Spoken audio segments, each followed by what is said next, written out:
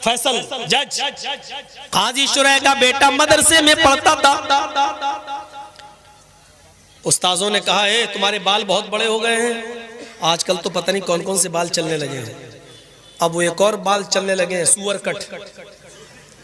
सुअर कट बाल जानते ना, इधर से कटे हैं, इधर से कटे हैं, इधर सब टकला है, चारों तरफ गोल, बीच में छत्ता मधुमक्खी का रखा हुआ है। इसको हमारे यहाँ कहा जाता सुअर कट बाल। कौन कौन से बाल चलने लगे, अल्लाह रहम करे। और जाने पता नहीं कौन से हिजड़े ने निकाला होगा ये बाल, उनके नक्शे कदम पे हम चल रहे हैं। कौन सी इधर बाल साफ, देख के कसम खुदा की घिन आती है, अल्लाह इसके पास हम बैठे कैसे हैं। इधर से टकला बना, इधर से टकला, चारों तरफ से गंजा दिख रहा, ऊपर छत्ता रखा हुआ है, लगता है जैसे टुल्लू पंप चल रहा। अजीब हालत बना ली लोगों ने। काजी शुरैह के बेटे के बाल बड़े हो गए तो मदरसे के उस्ताजों ने कहा कि तुम्हारे बाल बहुत बड़े हो गए, फुर्सत मिले कभी तो बाल कटवा लेना हज्जाम से। ये भैया तुम बहुत उठ रहे हो यार, डिस्टर्ब करोगे।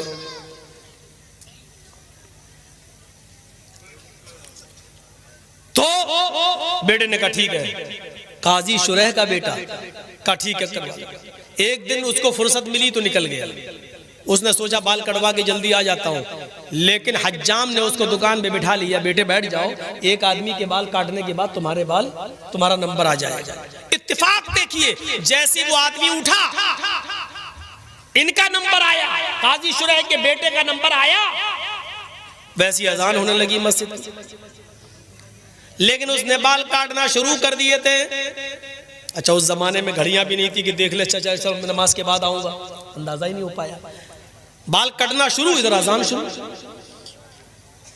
जब तक बाल कटे तब तक जमात खत्म। काजी शुरैह का बेटा बाल बनवाने के बाद, हजामत करवाने के बाद जब मदरसे आता है, क्या देखता है कि जमात खत्म हो चुकी है। उसने वुजू बनाया और मस्जिद के अंदर अकेले नमाज पढ़ लिया। नमाज पढ़ा अकेले, सूरज भी गुरूब नहीं हुआ था, थोड़ी सी देर हुई थी बस, अकेले नमाज पढ़ लिया, लेकिन जमात छूट गई। मदरसे के असातिज़ा ने पूछा कि तुम कहां थे। उसने कहा बाल बनवाने में देर हो गई। मदरसे के असातिज़ा ने इसको उज़्र नहीं समझा। नहीं, ये कोई उज़्र नहीं है, तो तुम्हें सजा क्या दी जाए।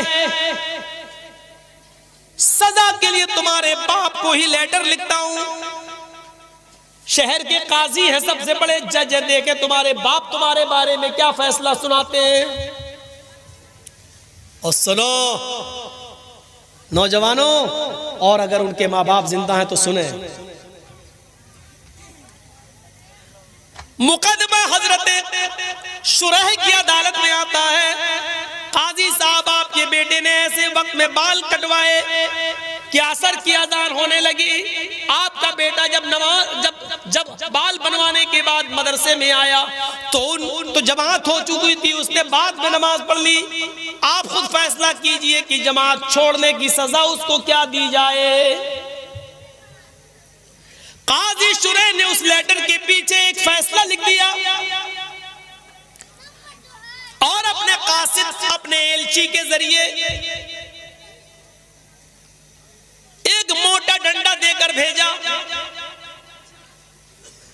मोटा डंडा उस कासिद ने मदरसे के उस्ताद को दे दिया, जो हेड मास्टर था, जो प्रिंसिपल था उसको दे दिया, लीजिए।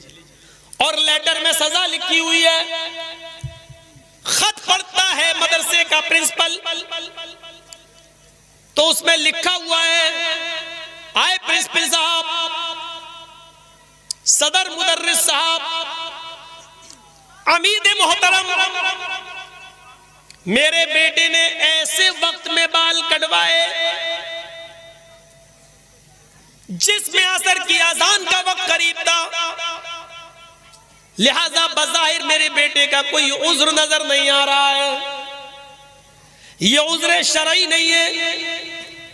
उसने जमात तर्क की, अमदन और जानबूझकर तर्क करना माना जाएगा।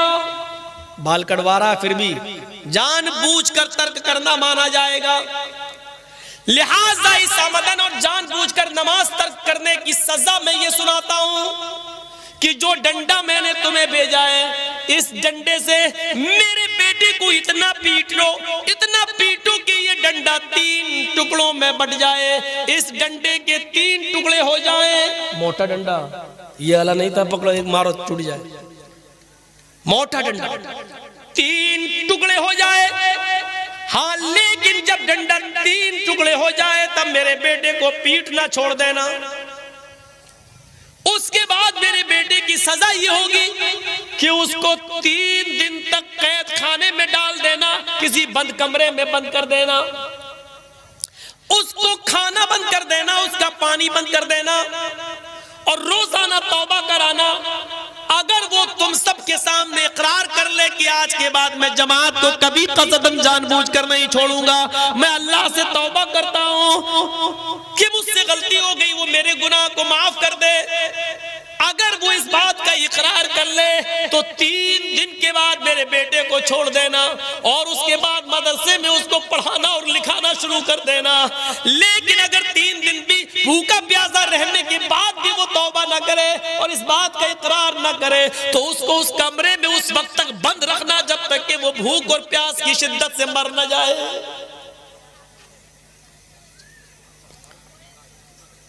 एक वक्त की नमाज, और नमाज नहीं छूटी थी, नमाज तो पढ़ लिया था, जमात छूटी थी। एक वक्त की, वो भी बाल बनवाने में। हम अपने गरीबानों में झांक कर देखें कि हमारी औलाद, ये कौन सी नमाज है। हम जिस दुकान पर बैठे हुए हैं, अजान हो रही है, बाप हाजी है, हज करके आया, बेटे बैठो दुकान पे, हम नमाज पढ़ के आ रहे हैं, पहले हम पढ़ा बाद में तुम चले। ये इस्लाम के हकाम किराना मर्चेंट की दुकान नहीं है, जो तुम्हें पसंद आए वो करोगे और जो नहीं पसंद आए वो नहीं करोगे। हाजी साहब जमात के साथ नमाज पढ़ रहे हैं और हाजी साहब का बेटा जमात छोड़ने के बाद मस्जिद में बाद में जाता और नमाज पढ़ता है। ये कौन सी जमात और कौन सा इस्लाम है ये? हय्या अलस सलाह, ये निदा जो आई है वो हाजी साहब के लिए भी और हाजी साहब के बेटे के लिए भी है। ये निदा मौलाना जर्जीस साहब के लिए भी और मौलाना जर्जीस साहब के 11 साल के बेटे के लिए भी है।